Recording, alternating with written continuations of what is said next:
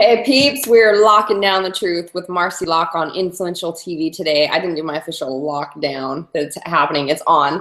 And I'm with one of the most coolest people ever that is making a massive, he's a game changer in the industry, technically, literally, because his company is Game Changer 500. I mean, you cannot be a game changer without having a company named Game Changer. So Andrew is on with me, and Andrew is phenomenal. I can try to tell you guys all the things that he's done and why he's one of these people that are here on Influential TV. But just to kind of give you a back end a little bit, you guys, and I'll let you share with him, is if you're joining us for the first time on this show, the reason this was created to create more evidence of people who are choosing to stand and make a massive difference, people who are truly influential and are sharing their passion, their purpose, their greatness with the world to make a big difference.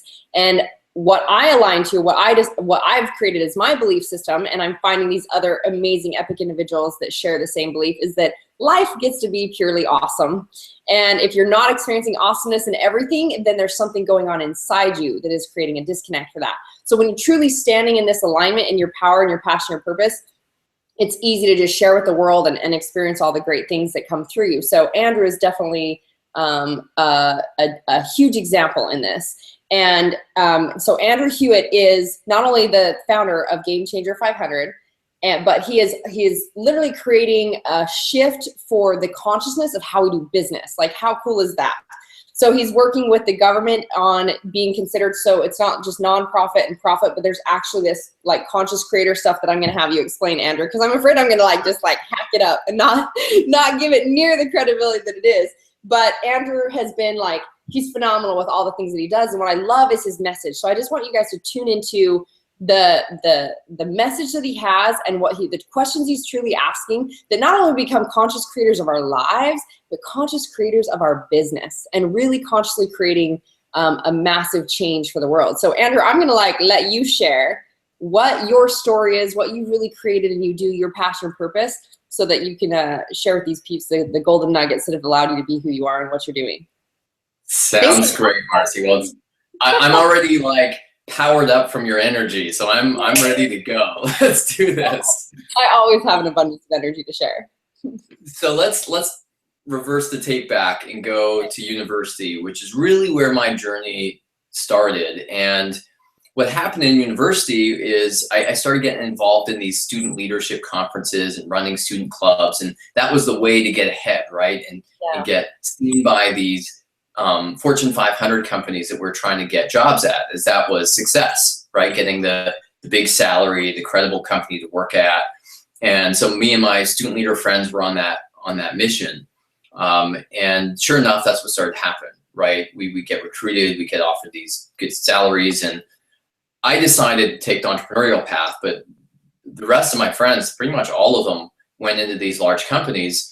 And I was cheering them on, and they continued to climb up the ranks. And as the years went on, they made more and more and more money and had more power. But there was also this other trend that I was noticing that really disempowered me, really kind of shocked me. And what I was realizing was, although they were making more money, they were becoming disenchanted with this profit at all cost corporate mentality. And that spark of ambition and creativity and enthusiasm they had was really wearing. And there were, some of them were depressed, deeply depressed. And I thought, my God, what a waste of human talent. These are the smartest students from the school I went to and other schools across the country that were miserable, right? Not only that, they would tell me that they felt like they were more part of powering the global problems and powering the solutions, right? Working for these profit at all cost companies. Yeah. And so that really struck me. That was the start of me taking a stand for something better. And so I asked myself, how did this happen, right? How did we get to this place where we saw success as a career in these types of Fortune 500 companies? Why didn't we question that assumption of what success is? And so why is it that we have lists like the Fortune 500, or Inc. 500? There's a lot of these lists that are just profiling companies based on one metric, and that metric is revenue or profit, right? And where is that list of companies that is showcasing success from a paradigm of maximizing benefit to people on the planet, not just maximizing profit. And I looked for that list, right? Because I wanted to promote that to the next generation of graduates. And I had this privilege at this time. I was part of my entrepreneurial path was I wrote a book, it got published. Donald Trump of all people picked it up and wrote the foreword, and I ended up teaching courses through Trump University. And I had this incredible opportunity to speak on college campuses. So I was in this place of influence, and I wanted to use that to help this next generation of talent funnel into the companies that were really creating a better world. Yeah. And that's where my stand started, was trying to figure out how to do that, trying to figure out how to find these companies. Wow. I'm just, okay, so many things I want to jump in. Your focus then became, because I'm like, I don't know the full story. I know that this is what you do now, and like hearing that back end of how it really started is awesome. So your whole focus became, how do we shift the consciousness of business to be about for benefit versus for profit?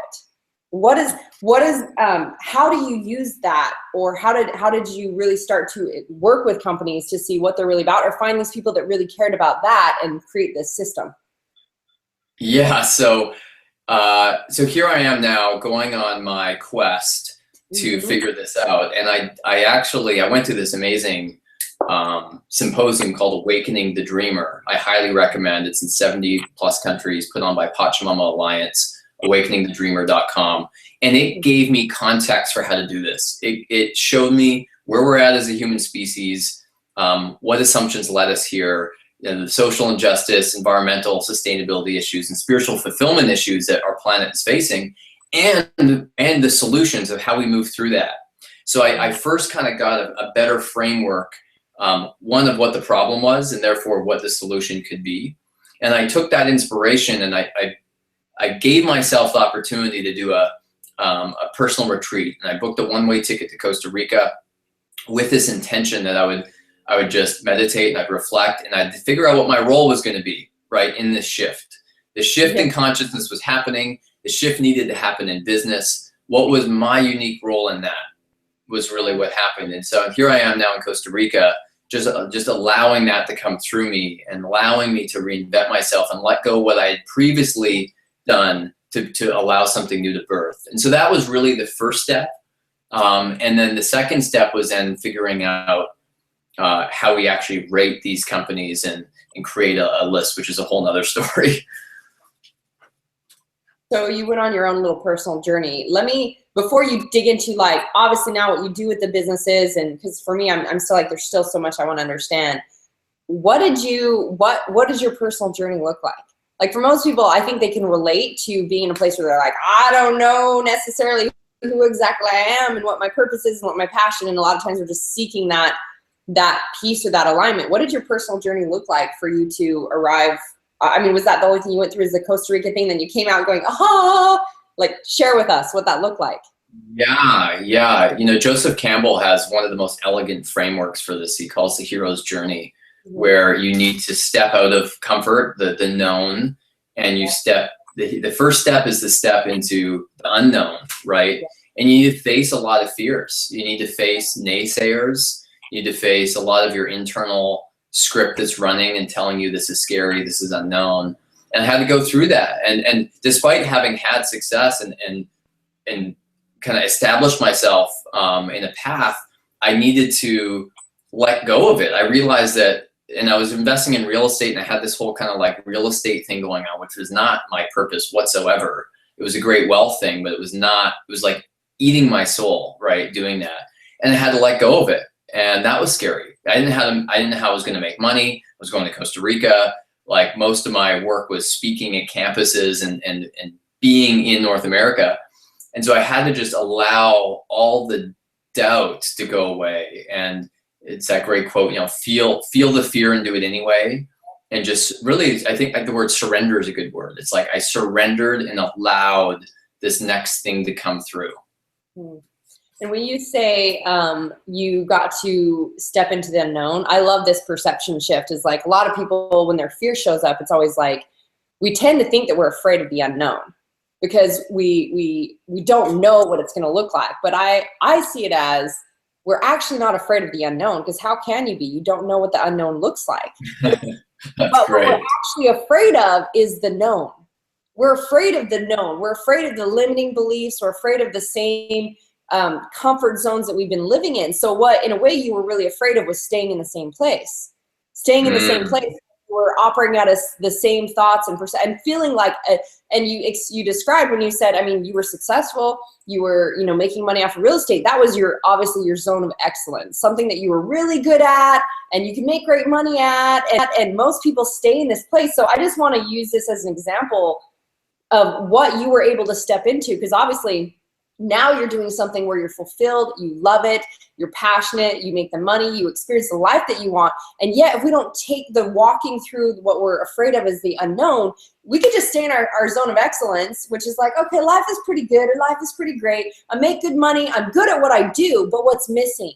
What's missing is the fulfillment, and what's missing is the passion and the purpose, and what am I really meant to create? And so to step into that unknown, which is actually excitement, curiosity, awesomeness, like I can only imagine like what you got to go through and experience and find out who you truly are, and that all this came through you, where you're literally a groundbreaking game changer for the world now of conscious capitalism. Yeah. Like, phenomenal. So that's what's possible when people step out of their zone of excellence and into their zone of genius, which is what you discovered and you're doing now. Yeah, and it's what I've learned through that process is the journey is what trained me to become what I am now, and that there's no possible shortcut. And so when you look at the Elon Musks, you look at these incredible game changers who are having massive influence and meaning in their lives, they all go on this same journey. There's no, there's no way to get around it, because the journey provides you with the training to then be in that power, right? To unwind this limiting scripts, to build tremendous resilience and resourcefulness. That was a big part of my training. And so it's all perfect. And so now I look back and I'm like, oh, wow, that was quite the ride. And I'm so grateful for it. I wouldn't trade it for anything. And it was hard, like I didn't have a business plan for this work for 3 years. There was no, like I was researching these companies, and I can get into that story shortly, but there wasn't a clear way to make money at it, which was challenging for me being an entrepreneur and knowing the importance of that. But I knew that to get this work done, I just kind of had to bite the bullet in a way and be okay with the fact that I would figure it out, and that it might not follow the same type of business model I was used to, but in the end it would work. And I had to hold that belief and that hope and that expectation, and I held it long enough where it's now working, which is great. Awesome. That's so great. Well, that's part of the, like you said, stepping into the unknown so there's fear of faith energy. If you're in faith energy, it's like, oh, I'm excited, I'm curious, I get to see what I'm doing. And I love how you describe that as the journey is where you find out who you truly are. Because I think back now when you were saying that, I was like tuning in and thinking of how, like, when I created my very first product, Andrew, I so didn't know who I was, or like none of my passion, purpose of what I really teach now was like not even there. It was like an inkling of what I knew about myself. And here I thought, oh, if I could just, get it out there naturally and blah, blah, blah, blah. And there was a big resistance to doing that, because obviously I hadn't been through the journey to open up that space to create it. And it's almost the reflection I hear, and even what you're speaking is, it's almost like Einstein time. When you look at, the psychology around that, you've got to create a space inside you for the space to create, versus we're all like contracted with our limiting shit and our fear and stuff. So now you've really created, I'd love to understand, how have you made this, that it's a path and a process you teach people who are really interested in becoming they're for benefit in their business versus for profit, and how do they make that decision, and then that you're able to assist them, and what does that really look like for someone? Why would they want to become a company? Obviously, other than the fact that they're like drawn to it, like we're all, if we have that, oh, I want to help the planet, I want to help the world, we're drawn to that. But what about those people who are like, why, what? Business is about profit. Business is about profit. How do you explain to them this understanding that allows us to see that there is this conscious shift going on to be more for benefit than for profit? Sure. So I'll kind of break that up into a couple parts. So one is, how did I go on this journey of figuring out how to rate and it's like define these companies, going from knowing nothing to being where I'm at now on that journey. And then the other part of how do we actually then enroll more businesses into this paradigm, and why is it worth it for them to be part of this for benefit model of business? And so the first part of that question is, and it's a great actually follow on to this story of stepping into the unknown. All I knew was I didn't want to see another generation of the top talent being funneled into the companies that were most of the time making the world worse. They were the biggest contributors to environmental devastation. These are the oil companies, these are the financial service companies that are inherently profit driven and not purpose driven. And so, and I knew my way to contribute to that was defining a new model of success. Because if I could go back to university and think what programmed me, I was programmed to think success was Fortune 500. So my whole theory of change was, we need to go into people's minds and program those minds to say success is something different. Success is a quadruple bottom line. Success is purpose driven, not just profit driven. Fortunately, that's now happened. That was not the case when I started this about 5 years ago. Wow. And so, so that was the intention. So I'm here I am in Costa Rica, with this dedication to create this new Fortune 500, which is now called the Game Changers 500. And as I leaned into that, I realized that before we could possibly rank companies based on their benefit to the world, we needed to create a point system, right? You needed to find a way to separate the pretenders from the performers. And in the old game of business, the point system is very clear. It's one metric, it's profit. This new game, it's your social impact, your environmental impact, your economic impact, right? And so it became this actually very challenging thing that was much harder than I thought it was going to be. And so I first then had to start establishing these metrics and doing research on people who've already been creating metrics around environmental and social and economic impact, and what it really means to measure your alignment with your stated purpose, and whether you're truly purpose driven or you're just pretending you're purpose driven. So that's really where it all started. And one thing, Marci, I'm sure you've learned on your journey as well, is when you're starting something, you need to be resourceful. You don't necessarily need more resources. I think this is a misnomer.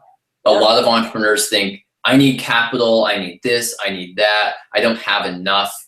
But I think that the test in that part of the stage, it's like the training is teaching you to be resourceful. So what resources you have, how can you better utilize the resources you have or have access to create what you want.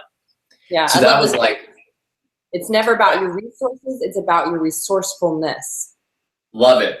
And so this is like training number one in the journey to create something that's game changing. And so what I did, here I am in Costa Rica, I'm like, well, how can I be more resourceful? Well, I can get an invite to speak on college campuses and at these student leadership events. So that's a resource I have. I'm in Costa Rica, I'm set up, I've got the system figured out, and my cost of living are lower. People want to come to Costa Rica. All right, that's another resource I have. I need an army of researchers because I got to somehow research thousands of companies. I got to figure out metrics. It's way too much for me to do on my own. How do I do that? So, true story. I called up it's like the premier student leadership event, and basically made the pitch. And I said, look, I used to go to this event as a student, and I watched my friends get recruited by the companies that sponsor this event. And I know the best students in the country go to this every year, business students, and this is what happens. And I want to come and I want to give them an alternative offer. I want to give them an offer to not just default into that old game of business, but to help join me in finding the alternative types of companies that are truly purpose-driven.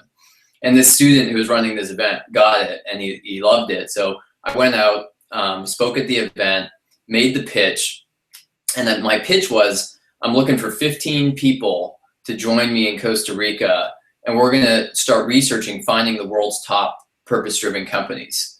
And so if you, in your heart, are feeling unsettled by the options you have as a student and by the types of companies you're being offered work at, and that doesn't feel right, then apply to join me in this great experience. And I'm gonna rent a boutique hotel. We're gonna get set up. We're gonna be in Costa Rica. It's warm. We're at the beach. It's awesome. I sold it. Yeah. Oh my God, it was so funny. An indication of success was when the recruiter from one of the 4 largest accounting firms that was there pulled me aside at dinner and said, is this something that I could apply for? Yay! That's awesome. So I was like recruiting the recruiters of the old game, right? Yeah, and so long story short, I got resourceful. That was a resource. I leveraged the the resources I had access to. I created this team. They're all interns. They were doing it for the experience. And over the course of 4 months, we got this whole process off the ground, and we researched thousands of companies. We created our first very rough model of metrics, and essentially how we created our system was researching all these companies and starting categorizing the common best practices. So you'd find a company like Zappos, awesome company culture, great way of empowering their employees. Okay, note that. That's something that a lot of these companies are doing. Patagonia, amazing environmental standards, supply chain to recycle, reusable, like all these systems. Okay, let's note those. That's a common best practice. And then we arrived at 9 common best practices that these businesses had in common, and then turned those into badges, so that then organizations could earn a badge if they're excelling in that best practice area. So it's truly like a point system, right? And so the more badges you earn, the higher you rank. And actually, I'll do a screen share real quick and show you what that looks like. So this is our badge system, and it's broken into these 3 categories. So why the business exists is the purpose to be for benefit, or is the purpose for profit? That was a distinguishing characteristic. And then also how the business is run. So these are the operating practices, and do they maximize benefit to people on the planet? And then the final category we found was that it's what impact the business creates. So is performance measured by the depth and breadth of the impact? So is it saving people's lives? The nature of the company to save people's lives, or to have a great environmental impact, or to increase consciousness on the planet? And are they measuring the depth of that impact? And 2, are they trying to scale the impact? This is moving beyond like a mom and pop shop to collaborating with other players in the same industry, to sharing your wisdom. Mind Valley has a thing called Mind Valley Insights, where they take all the stuff they learned and how to run their company, and they share it with the world. Oh, wow. Phenomenal. Those things, you have a great culture. Yeah. They're finding impact as well. And so the why, how, what was a framework we used to categorize these different badges. And so that's really how it all started. And then fortunately, I pushed through the, I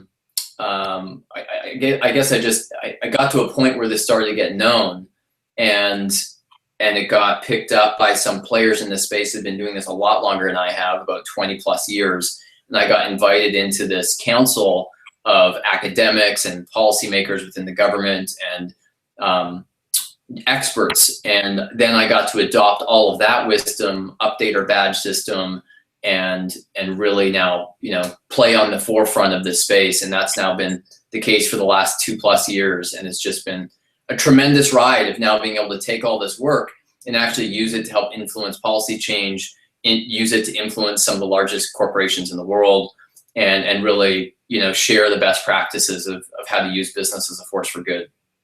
Awesome. First thing I want you to do is put your cute face back on, because we still see. There you go. So we got the buttons. We got the buttons. So question though. So in doing this, you now being able to build this system, this metric, have created that it's the government. You're working with the government, and it not just being, like you said, profit or nonprofit. But so what are you're saying? There's a game changer 500 list. And that's what you guys have literally created, and is through this metric system. Question that comes up for me, I was like, okay, so one of the greatest desires I always had was, if I can build an organization, and obviously my passion is mindset, is to really teach people how they can break through and they can have the life that they want, was like, oh, there's got to be a way to, in third world countries, to do more than just, feed people or build houses. Because I have in my companies a lot of things fund building schools in Mexico, building houses in Mexico. I have some programs that fund, feeding the homeless in San Diego, etc. And one of the things for me was, how do I change the game mindset-wise in third world countries? So one of my new creations kind of does that. And so when is there, other than the badge, is there just like a scale of like, oh, it's like, it's not a number system of how great or how low? Because I'm like, how do you compare? Because I also believe comparison is the thief of all joy, because we're all so freaking different. We all have amazing differences. Like, so is there, in each of those things, is there a way that it says, oh, this one does life transformation, this one does life transformation, this one is this number, and this one is this number? Or is it just a badge type process? Yeah. So essentially what we're doing is we're making one major distinction, and that distinction is, what sandbox are you playing in?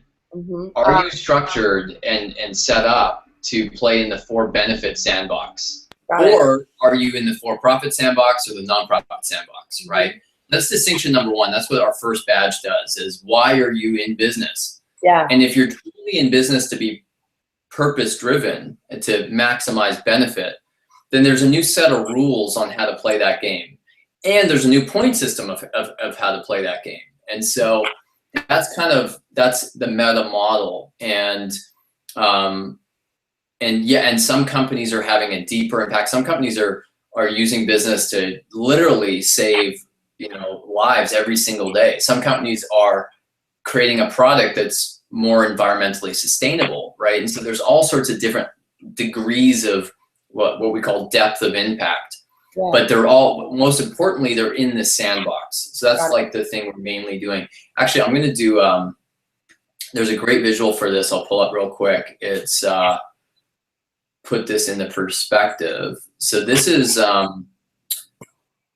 one way of looking at it. So on the left, you have income.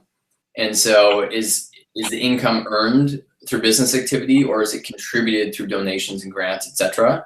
And what's the purpose? Is it to maximize profit, or is it to maximize benefit? So historically, we've had this three-sector economic model where you have for-profits, nonprofits, and government entities across the social, public, and private sectors. So what we're seeing is the top right forming. It's actually a new sector of the economy. And this is the for-benefit sandbox I've been talking about, right? And so what I've realized in this work is that there's a lot of confusion. There's buzzwords like social entrepreneurship, and there's B Corps and benefit corporations and conscious capitalism and all these things. Most people don't know what it really means though, right? Yeah. And so what I'm helping do is simplify that and qualify companies based on these four economic sectors. And so we're looking for companies that fit into this for-benefit sector. And once they qualify for the for-benefit sector, we're then supporting them and showcasing them on their journey to earn all of our badges.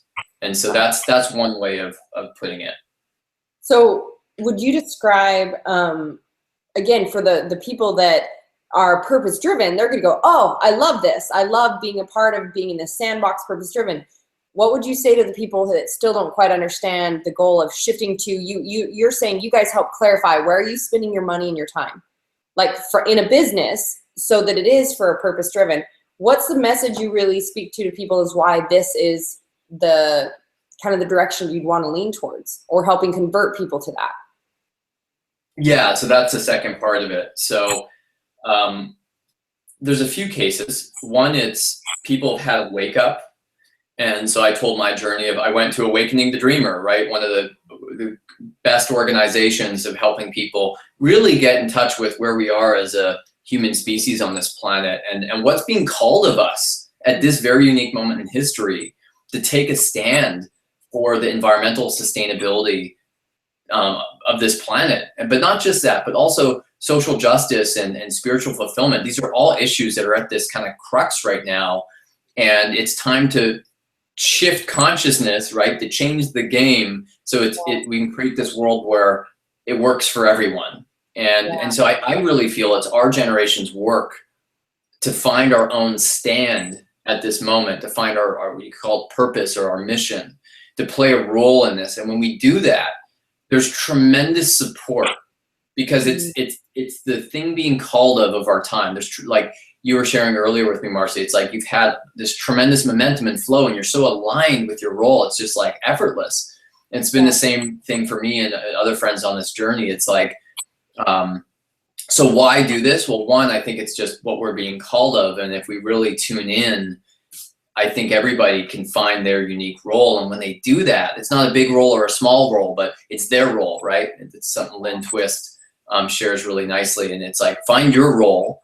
And if you play it well, you'll be so fulfilled and you'll have so much momentum and you'll have so much success. And so I think that's the best argument for this, right?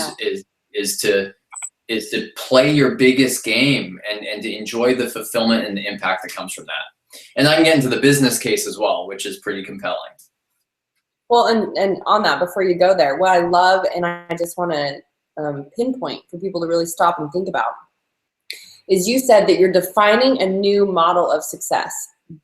And so relating this to moving forward in creating what you want in any aspect of life, like for me to be and do what I am today, I had to decide it doesn't have to look a certain way based on old society beliefs or old conditioning or old patterns. I got to choose. It gets to look like whatever way I want it to look like. It gets to look like my way. And so what I love is that you're literally you're the messenger to this new movement that we get to actually consider. Oh my gosh, why did we think that business had to look a certain way, or that business was for only a certain reason? Instead, when we recognize, and this is, I think, as the shift of the planet, even us tuning into what our gifts and our passions are, it's like, I can make money doing what I love and assist and affect the world. So it's like this whole new message of what business really looks like is a different model of success, which that actually pertains to so many different aspects. Even though you're talking business, it pertains to everything in your life. It's to like, well, what would I like it to look like? So I love that, the new model of success. So share with us the business side to it. The business side to it. So this is the argument that's really pushing the bigger companies to change. And when I started this journey, I was doing it really to help recruit talent to join this new game and kind of pull that talent away from the more destructive companies. I wasn't expecting those Fortune 500 type companies to take interest in this, and what happened is enough shift happened in the world where now these large organizations are realizing they can't recruit millennials. So we're winning in this work because millennials are saying, I want a purpose-driven company. I want for benefit, not for profit. And so you can't lure me in with your big salary. I'll feel ashamed actually if I work for the big bank. That's not cool anymore. So it's amazing, right? It's like, I'm so convinced that the game isn't just changing. The game has changed. It's a new game now. And I love getting calls from the Fortune 500 companies. And I've got to work with the CEOs and some massive organizations at helping them understand what purpose-driven means. That's often where they're coming in from. They're saying, our employees and our recruits want purpose. What is that? How is it a model of business? We have CSR, corporate social responsibility. We have a triple bottom line mandate, but that's not enough anymore. I don't get it. Like, how do we bring purpose in? And so one reason why it's good business is because you can recruit top talent. People want a sense of meaning in their lives and they're calling for it. So if you want to attract the best talent and retain the best talent in this day and age, you need to stand for something. If you're not standing for something, you're going to have a lot less engagement. You're going to have way higher turnover. You're going to have higher recruitment costs, and you're going to get not as good talent. So that's number one, especially for big companies.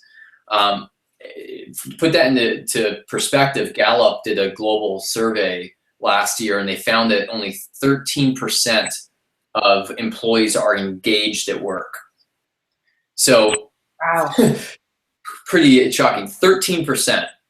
So there's huge room. Now, if you contrast that to a purpose-driven company where people are like showing up to work on a mission and they're inspired and they're using their natural strengths, it's like a whole nother ball game. They're getting far more done. So that's just a no-brainer, right? So you get better performance. You get committed people. Yeah. And so I'm holding this book, Conscious Capitalism, John Mackey, CEO of Whole Foods, and Raj Sisodia. They've written a couple. One of Raj's previous books is called Firms of Endearment. It was a study done on purpose-driven companies, and it found that a group of 25 purpose-driven companies that they studied outperformed the S&P 500 index by a ratio of 14-1. Wow. 14. So that means they're outperforming those companies by 14x, right? We're not talking about a small percentage. That's a massive improvement. So business case is in. The business case says this isn't just the right thing to do or a feel-good thing to do. This is the way you win in business right now. And environmentally, as you make those shifts to be more environmentally sustainable, the business case is in for that as well. It lowers your costs. You use less energy, water. You have less waste. You use less packaging. It's all in the direction of saving you money. So it just makes sense. Wow, I love this. So it's like, even for the person who decides to go work for a corporation, have a job, it's just even you look into the psychology of the attachments to it. When you said 13% are engaged, it reminded me of the statistic that it's like, I think it said 80% of people are unhappy in their career and 60% are unhappy in their personal life. There's been a massive disconnect of us following the old system in what life looks like and going through the motions. And you and I were talking about earlier how, you know, one of the things I recently had posted on or done was, you know, are you too busy going through the motions of life trying to make money to stop and actually make money? And so you're really framing that question like, stop, see where your money's going to go, your time's going to go, what's your bigger purpose, which engages more people, which aligns you to like making a difference and just like creating this massive shift. So how do, and earlier there was a question I wanted to ask you when you talked about the different labels, like you said, social entrepreneur. So this is what you're saying is really the label of a social entrepreneur, is someone who's an entrepreneur who's connected socially to the consciousness shift, or what would you call a person who lives in the sandbox that you're talking about? Great question. So this, I'm going to pull this up again as a defining visual. And so we're looking at this top right quadrant, this blue circle, this 4 benefit circle. So you'll see there's 2 defining characteristics. One is that you're earning the majority of your income through business. So it's a business, right? Despite how it's structured legally, you're earning your income through selling something. The second defining characteristic is that your primary or exclusive purpose of your business is to maximize benefit for people on the planet. Right. Mm-hmm. So that can be through the nature of your product or service, or it could be through how you operate your company. But you're in business to maximize benefit that's your purpose, not just to maximize profit. So those are the defining kind of like the simple line in the sand. And then really, so what that means is you're now in this, what's being labeled as for benefit, and that's eventually going to have its own legal model that's represented federally, just like the 501c3 is the legal entity of the nonprofit sector, right? And so that's happening behind the scenes. It's really exciting, all the things going on there. But before the law really catches up, there's kind of like these interim things happening. So you can be certified as a B Corp by a nonprofit called B Labs. So you could be running a for-profit business and say, well, it's really more of a for-benefit business, so I'm going to get certified as a B Corp, so I can prove to the world that despite I'm an LLC or a C Corp, I'm truly a benefit corporation. I'm truly benefit. So that's something that you can do that's not for early stage entrepreneurs. That's once you've got traction and a team and etc. Something you can do right out of the gates is you can legally incorporate as a benefit corporation in over 20 US states. So there is actually a legal entity now that's called a benefit corporation. And what that does is it helps you define what your mission is, kind of like how you would do in a nonprofit structure, and have some reporting based on your impact, on what you're saying your impact, your mission is, and what you're actually measuring. And so that's something you can do as well. Eventually, the goal is to have it's like the 501c3, which there's tax implications, and there's kind of a spectrum of entities that fall into this fourth sector, this for benefit sector. That's coming. In the interim, these are the kind of hacks that people are doing, and some of the interim structures. Some organizations run as a hybrid, so they both operate a for-profit and a nonprofit. And what's unique is that those two entities are connected to the same purpose. So this is something that really helps define what it means to be a for-benefit business. Is that you're really clear on what your mission is, what your purpose is, right? Your intended impact. There's lots of words for that. And so what your strategy is on how you meet that mission, sometimes it's necessary to have a nonprofit that does part of the work and a for-profit that does part of the work.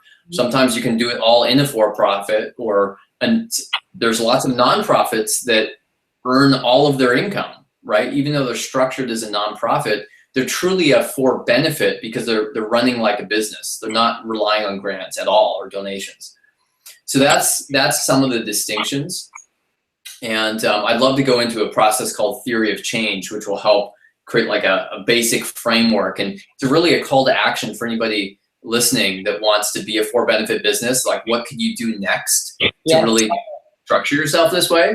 And I can walk you through that. Awesome. Yeah, I'd love to hear. So I'm going to see if I can screen share this. Let's see.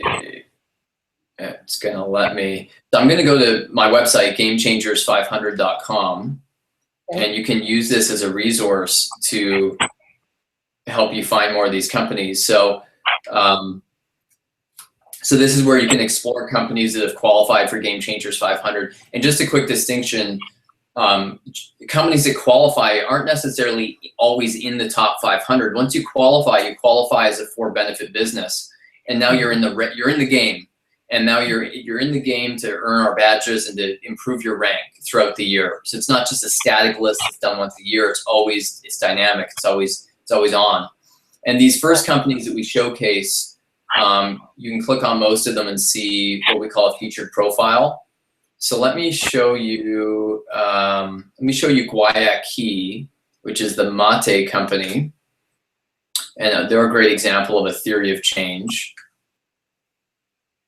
So this is our featured profile, and you can learn about their story. This is part of our revenue model, actually, is when companies qualify, there's no fee to qualify, so it's a merit-based list. You can't pay to get on it. But once a company qualifies, we reach out to select companies to build these featured profiles to help them better share their story and position them as a for-benefit company. And this is the theory of change. So what you're seeing, this is a simple infographic of what I'm speaking to. So the start of it is your intended impact. Call it purpose or mission. This is your the reason you're in business. This is the stand being articulated really clearly. Ideally with some specific metrics of how many lives you want to impact, or how many nations you want to impact, or something that makes it a little bit more concrete. In Guayaquil's example, their mission, their business mission, is to steward and restore 200,000 acres of South American rainforest, create 1,000 living wage jobs in the process. So then they ask themselves, what's our strategy to create that impact we intend? Okay, so one, it's a market-based business model. 2, it's engaging and educating farmers in South America on how to use sustainable practices. 3, it's shade-grown mate. 4, it's building these healthy communities, and through their nonprofit, the Guayaquil Foundation, which is an education initiative for protecting the rainforest and educating farmers. So let me just break that down a little bit. So their mission, restore, steward 200,000 acres of South Atlantic rainforest. There's a bunch of ways they could do that. So they then asked themselves, what is the best way to do that? Well, they decided they needed to make the forest more economically viable to keep rather than cut down. So they decided to build a mate business, selling yerba mate, which I'm actually drinking right here. So good. In the shade of these forests, because that would allow them to keep the forest rather than cutting them down. So that became their strategy to meet their mission.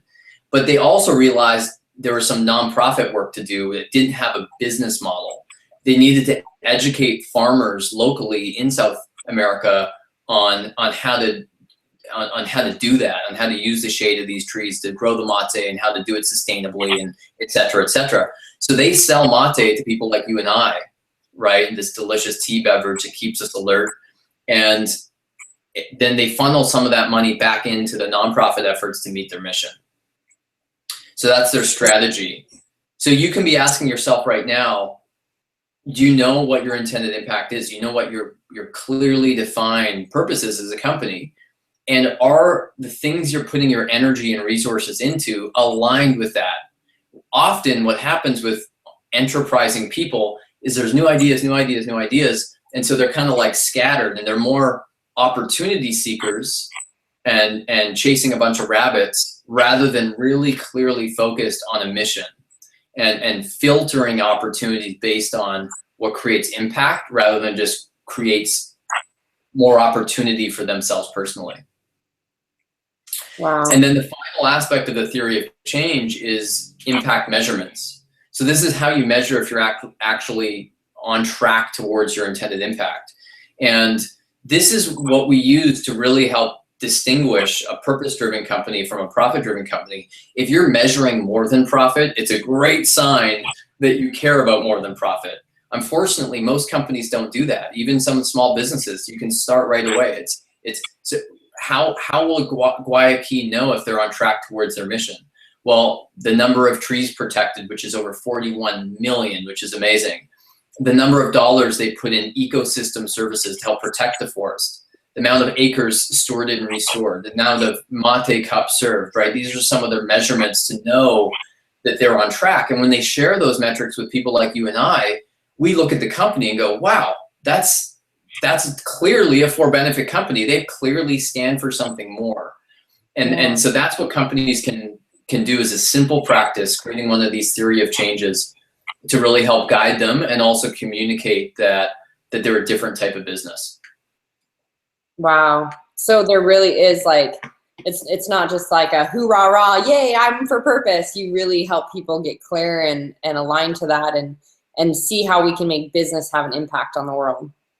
You got it. Yeah. Phenomenal. So where do, wrapping this up, Andrew, what would you say is, how do you help people really decide on if they're going into business or whether they run a huge organization, like you said? Like, I know you kind of gave them tons of feedback as to like, this is why the direction would be important. These are all the benefits to it. But what's the action you tell them to take away to decide on, hey, am I really for profit or business? And how would you have them connect with you guys, or what are the next step for them if that's the case? How can they be able to be a part of this in a bigger way? Sure. Well, I think the first step is to really take a step back as an entrepreneur and ask yourself, what do you stand for? Right? What does your business stand for? What purpose what is the purpose of your business? And to really go deep there, and that might lead to some skinning away. There might be some layers of what you're doing that really are more distractions from a clearer mission. And so that's what I would say is step one. And you can use this theory of change framework to help guide you on that journey. And then to really ask yourself this cause and effect logic and saying, if this is our purpose, if this is what we're all about, what needs to happen to align with that? Like, what's the cause and effect logic? So it's like, so if we do this, then we can expect this, right? And if you can't answer that, then you're not aligned with a purpose. So and this goes to nonprofit things as well. Often companies make money and then they take some of that money and they donate it to different charities. Well, that's more of a for-profit model. The for-benefit model of that is the nonprofit stuff, the charities you give to are also interlinked to the same purpose. It's all one effort, right? And so that's what I'd say is the first step, is get clear on that. And then you can go to gamechangers500.com. You scroll to the bottom, there's a link that says recommended organization. You can recommend your company. There's no fee for that. And truly one of the ways you can help me in this movement the most is recommend companies you know of that follow this model. The more companies we find, the more we showcase them, the more it helps this whole movement take off. So that's something you can really do to help this work. And but really, I want to see more and more companies coming through in those early stages and to guide them. So they might not make the top 500, but we can get them in the game board, and then over time be guiding those companies to truly be game changers and to be learning the best practices on how to do it. So. Well, first off, I just want to thank you for like opening up this whole other perception and this whole other message. Because even for me, when I first heard about what you did, I didn't understand it. I didn't wrap my head around it. I was just like, sounds cool. Like, you're working with some companies to be like, how do they become more conscious about, purpose, etc. But I had no idea, Andrew, really, that you've created all that you've created and that your journey has led you to do this, and that it's literally changing the game completely. And for me, it made me be like, I want to be in the sandbox. I want to jump in the sandbox. Yeah. I want to be part of that. Right? Which is awesome, because even all of this, even taking the time to get clear, like you're saying, like, so I'm like, I know very much, like, I'm very clear on my purpose and my intention, but it made me go, it'd be awesome to really reevaluate and say, what do I really stand for? What is my intention? And then if this is truly my intention, like I was kind of had it out there where I was like, oh yeah, I'm going to change the mindset in third world countries, and I'm going to have profit in ways that things are, going to fund schools and houses and all these other things and people that are, and but yet there isn't really a strategy behind it other than, hey, do what I do, change lives and put money there. And so it's like, there's so much more that can be involved to be maximizing your efforts and really be making a difference. So I love all this new knowledge and perception. So. And this is really coming from the theory of change as a best practice from the nonprofit space. So it's an interesting lens to put on. So if you're operating as a nonprofit, your ability to raise money is based on how effective you are at meeting your mission, right? So if you don't have a good strategy, you're not going to get people to give you money, or if you can't prove that you're having impact, you're not going to be able to get people to give you money. So if you put that hat on as a for-benefit business, it kind of forces you to go, wow, am I actually being effective? I could be effective at making money, but would I get people giving me money if I was a nonprofit, would people give me money because I'm effective at meeting a mission? If the answer is no, there's work to do. Wow. Awesome. I love it. Super powerful. Thank you so much for taking the time. I know this has been like, you and I had talked about this months ago, and to get on your schedule and my schedule and create this has been like a fun little waiting game. Yeah. And it was so worth it. Like, I love the influence that you're making on the world, the game changer that you truly are. I love the nuggets that you shared and how that actually applies to people's personal life, to also them living in passion purpose with business, making an impact on the world. So thank you so much for that. So again, you guys can go to gamechangers500.com to either recommend different businesses, to apply yourself for business, to see how you can become involved with Andrew, and jumping in the sandbox of awesomeness is what I'm going to refer to it as. I get to my own words, and just because I can. It's my TV show. Well, you're training people in the mindset of how to be these game changers, because it takes a mindset shift. It takes resilience, resourcefulness, shifting belief systems, becoming more aware to be able to build a company like this. It's part of this new model of success. And so I commend you Marci, and all the great work you're doing, and just how you rock you. You know, you're just you, and you rock it. 37.2 trillion unique cells. So yes, comparison is definitely what people enjoy. But thank you. And a part of that is you exemplified that by saying you went from just this zone of excellence. What does it normally look like? How am I deemed good enough by doing what I'm excellent at and making money and sticking to the normal path? And you got off the path, which 1% of us tend to do in being that creator space, and chose to find your true fulfillment and zone of genius. So I honor you, Andrew, for stepping through that and allowing yourself to find that journey that you gave this gift back to us and to the world, and it's creating a whole shift. And that's what's truly possible when you just venture into the funness of the unknown versus the fear of it. It's just funness. Yeah. Cheers to the funness. Yes. Yay. Cheers to the funness. Thanks for taking the time. You guys, again, go to GameChanger500.com. You can access any of the app or any of this show or this show again. You can share it with other friends. MarciLockApp.com, which is free on iTunes, or just go to iTunes to get the Marci Lock app, and then also MarciLockdown.com to find out what else is going on. So love you guys. Thanks for joining us today. Thank you, Andrew. I'll be seeing you soon, hopefully at the Yogananda Center or wherever I run into you, right? Yes. Oh, Monday. If you're people in San Diego, Conscious Capitalism launch here. It's going to be great. And so that's you actually building a sector and a space here for this whole movement, right? Yeah, this goes back to John Mackey. Well, these are our collaborators, right? And so they're launching a chapter here in San Diego. I'm keynoting at it on Monday, and it's going to create more capacity and sharing for entrepreneurs in this community. And I will be there. I'm already got a ticket, so it's on my calendar. I will see you then. All right. Okay, thanks. Ciao. Love you. Bye, guys. Lock it down.